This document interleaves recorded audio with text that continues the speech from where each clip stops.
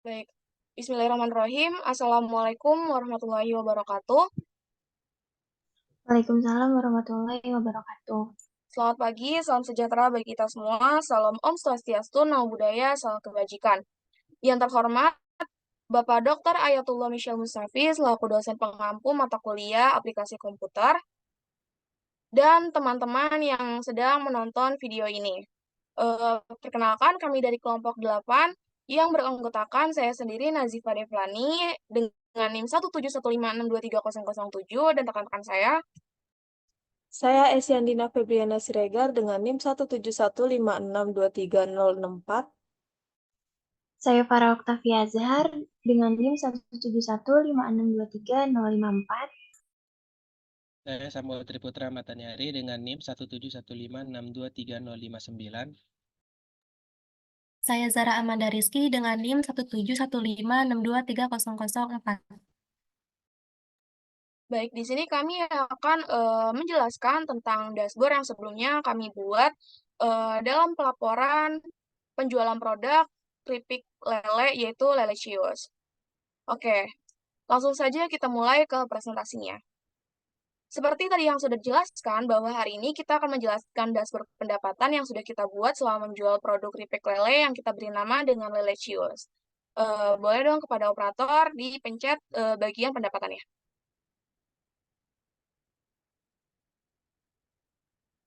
Nah, sini di bagian pendapatannya, keripik lele dengan harga bahan produk keripik lelenya itu ada ikan lele dengan harga 5.000, tepung beras dengan harga 3.600, bawang putih dengan harga 1.000, garam dengan harga 1.500, terus kaldu bubuk dengan harga 1.000, minyak goreng dengan harga 17.000, gas dengan harga 20.000. Nah, di sini kita akumulasi bahwa ini menjadi 5 porsi dengan nilai besarnya itu 49.100, harga pokoknya itu 9.820.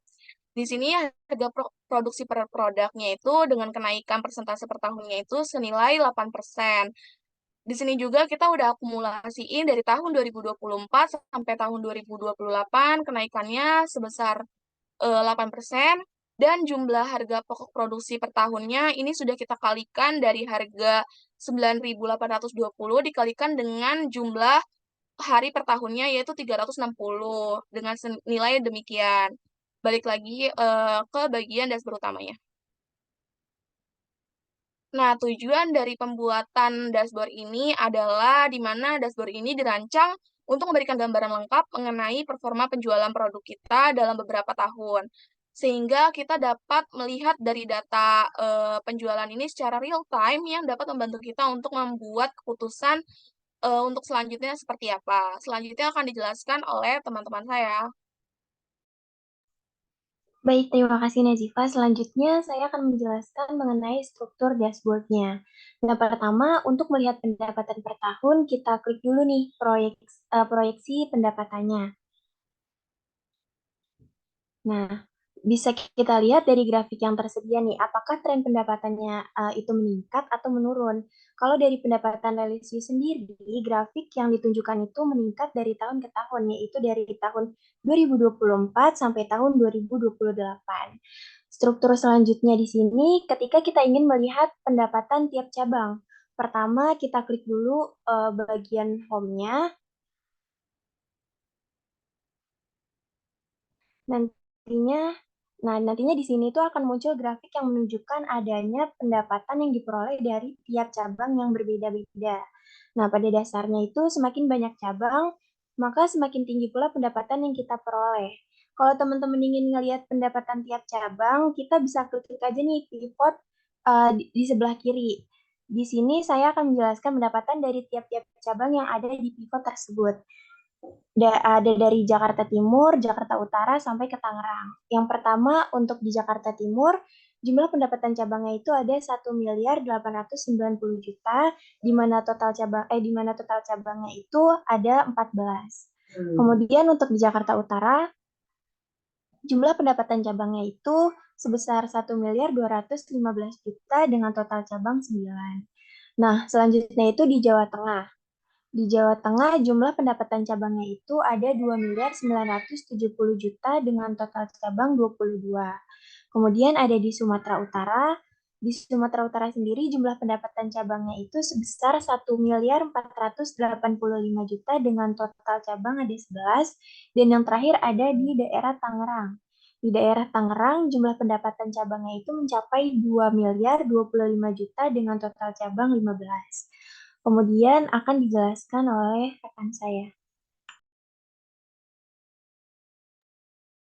Oke, selanjutnya beban dan laba. Beban di sini kita bisa melihat grafik yang menunjukkan beban atau biaya operasional yang dikeluarkan. Nah, grafik ini membantu dalam memahami operasi beban di berbagai aspek bisnis. Dengan melihat grafik beban, kita dapat menganalisis nih bagian mana dari operasional memerlukan pengelolaan lebih lanjut untuk efisiensi yang lebih baik. Pengelompokan beban juga bisa dilihat di sheet pendapatan.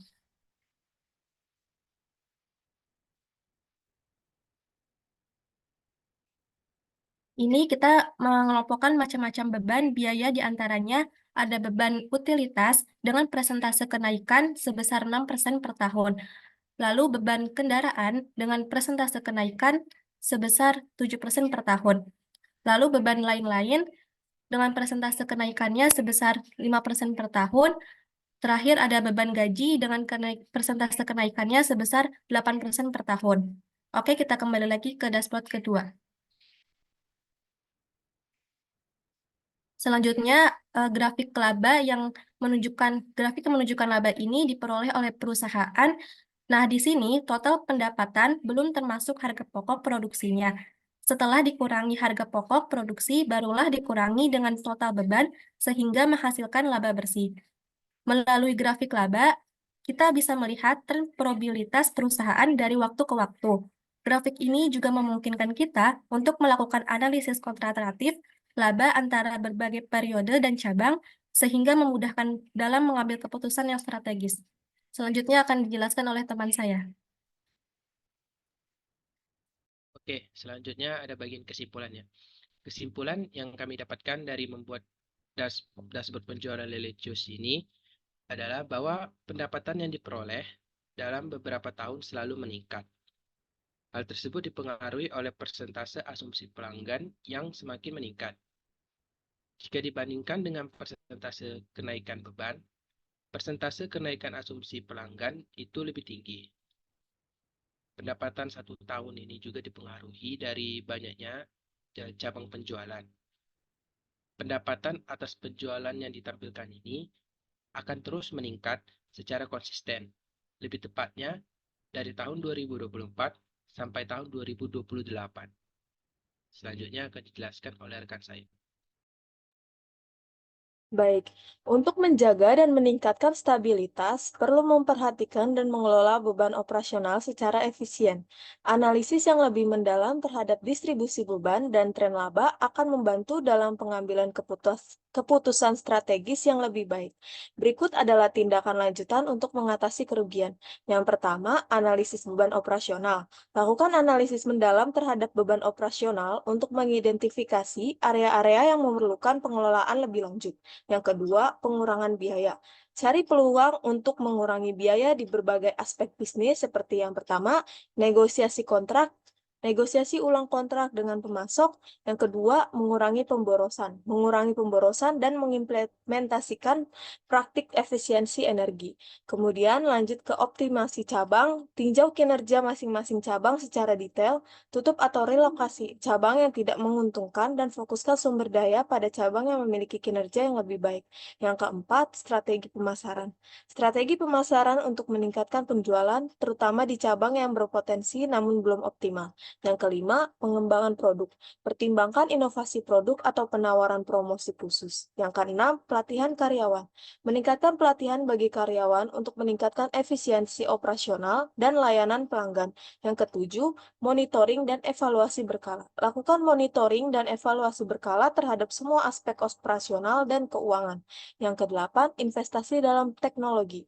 Pertimbangkan berinvestasi dalam teknologi yang dapat meningkatkan efisiensi operasional dan dan memberikan analisis data yang lebih mendalam seperti sistem manajemen inventaris atau software analisis keuangan. Dengan mengikuti tindakan-tindakan ini, diharapkan perusahaan dapat mengatasi kerugian yang ada dan terus meningkatkan profitabilitas serta efisiensi operasional. Baik, demikian sudah presentasi mengenai dashboard penjualan produk kita, yaitu Lelecious. Terima kasih atas perhatiannya. Semoga harapannya data ini dapat membantu kita dalam meningkatkan performa penjualan di masa yang akan datang. Kurang lebihnya mohon maaf. Wassalamualaikum warahmatullahi wabarakatuh. Terima kasih. Waalaikumsalam warahmatullahi wabarakatuh. Terima Warahmatullahi kasih wabarakatuh. semuanya. Terima kasih. Terima kasih.